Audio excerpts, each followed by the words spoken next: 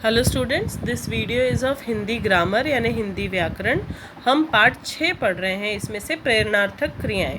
प्रेरणार्थक क्रियाएं भी आपको 1 मार्क के लिए या 2 मार्क के लिए एग्ज़ाम में आता है और ये छोटे छोटे से टॉपिक्स हैं हिंदी ग्रामर के जो अच्छी तरह से समझने ज़रूरी हैं, अदरवाइज़ इनमें आपके मार्क्स कट सकते हैं। तो प्रेरणार्थक क्रियाएं, सबसे पहले हम जानेंगे कि प्रेरणार्थक क्रियाएं क्या हैं।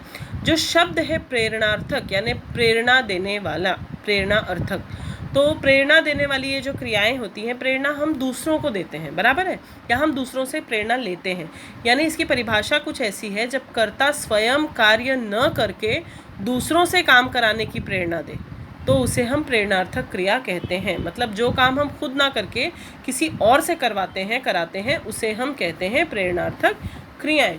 तो ये हुई उसकी परिभाषा, ठीक है। अगला हम देखते हैं कि इसके क्या प्रकार होते हैं। मतलब एग्जाम में आपको क्या आता है, 3 चीज़ें होती हैं। एक होती है मूल क्रिया जो हमारा बेस है, दूसरी चीज़ होती है प्रथम प्रेरणार्थक क्रिया और फिर द्वितीय प्रेरणार्थक क्रिया। तो कई बार आपको दिया जाता है एक शब्द और लिखा जाता है कि इसकी प्रथम प्रेरणार्थक तथा द्वितीय प्रेरणार्थक क्रियाएं बताइए, या फिर एक सारिणी के रूप में यानी एक टेबल फॉर्मेट में आपको दिया जाएगा जिसमें 3 कॉलम्स होंगे।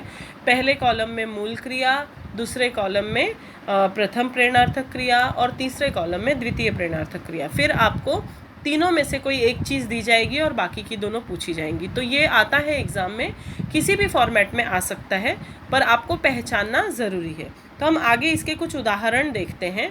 जैसे मैंने आपको बताया टेबुलर फॉर्म में यानी टेबल के फॉर्म में यानी सारिणी के रूप में भी आपको ये आ सकता है। तो इसमें कई बार कैसा है, प्रेरणार्थक क्रिया, इसमें आपको पहचानने के लिए कुछ भी नहीं आएगा। इसमें केवल शब्द दिया होगा जिसकी आपको प्रथम प्रेरणार्थक और द्वितीय प्रेरणार्थक क्रियाएं बतानी होंगी, या फिर इस 3 भाग में से कोई एक भाग दिया होगा और बाकी के 2 आपको बताने होंगे। हाफ मार्क दोनों पर होगा जिससे आपको 1 अंक मिलेगा, ठीक है। तो ये आपको ध्यान देना है। मैंने इसके कुछ उदाहरण दिए हैं जिसे पढ़कर आपको थोड़ा सा आइडिया आ सकता है। इसके बाद में आप लोगों को क्लासेस के स्टूडेंट्स को मैं पूरा एक टेबल भेजूंगी जिसमें कई सारी क्रियाएं होंगी जो आपको हेल्प कर सकती हैं, ठीक है। तो सबसे पहले हम मूल क्रिया की बात करते हैं। मूल क्रिया में शब्द है भागना, ठीक है। भागना, जब मैं भाग रही हूँ तो मैं हूँ, ठीक है, मैं फर्स्ट पर्सन हूँ, मैं भाग रही हूँ। फिर मैं क्या करूँगी, मैं खुद छोड़ के किसी और को भगाऊंगी। तो भागना के बाद आया भगाना, और मैं किसी दूसरे को कह के किसी तीसरे को कोशिश करूंगी तो वो क्या होगा, भगवाना। यानी मैंने तीसरे इंसान को खुद से भगवाया दूसरे की मदद लेकर। तो ये प्रेरणार्थक क्रियाएं होती हैं। इसमें सबसे पहले हुआ भागना, भागना का आया क्या, भगाना, भगवाना।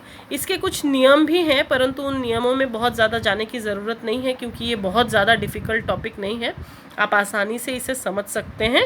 जैसे देखिए, भागना में बीच का शब्द क्या था, ग, उसे हमने आ किया, यानी मतलब अभी इसके कोई खास रूल्स ऐसे नहीं है, लेकिन भागना का भगाना, भगवाना, आ और वा, ये 2 शब्दों को जोड़ा जाता है प्रथम और द्वितीय प्रेरणार्थक क्रियाओं में, ठीक है। जैसे दूसरा उदाहरण देखिए, पीना, पीना में आया पिलाना, पिलवाना। पानी मैंने था तो मैंने पिया, कोई और आया मैंने उसे पिलाया, और फिर जब तीसरा व्यक्ति आया तो मैंने दूसरे से कहकर तीसरे को पिलवाया।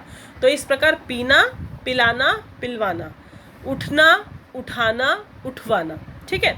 तो मतलब एक बार मैं खुद उठी, मैंने किसी और को उठाया और फिर किसी और से कह के तीसरे को उठवाया। तो इस प्रकार से ये शब्द जो है ये मूल क्रिया होती है, प्रथम प्रेरणार्थक और द्वितीय प्रेरणार्थक।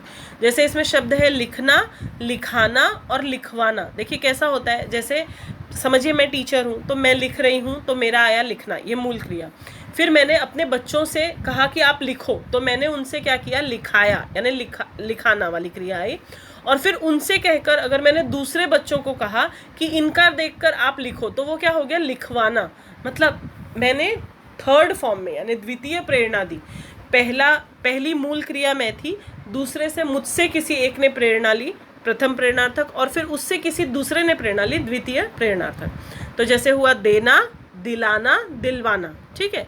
मैंने कोई चीज़ दी, किसी और से दिलाई और उसको कहकर किसी और को दिलवाई, ठीक है। उसके अलावा है मांगना, मंगाना, मंगवाना। तो इसके हम केवल उदाहरण ही देख सकते हैं, इसके कोई खास बहुत बड़े नीति नियम में हमें जाने की आवश्यकता नहीं है क्योंकि ये 1 मार्क के लिए आएगा और बहुत आसान है ये टॉपिक, बिल्कुल भी मुश्किल नहीं है, आप बहुत ही आसानी से समझ सकते हैं। जैसे कि इसके और भी उदाहरण हो सकते हैं, जैसे दौड़ना, दौड़ाना, दौड़वाना, या फिर जीतना, जिताना, जितवाना, हटना, हटाना, हटवाना। तो इस प्रकार के बहुत सारे शब्द क्रियाओं में आते हैं।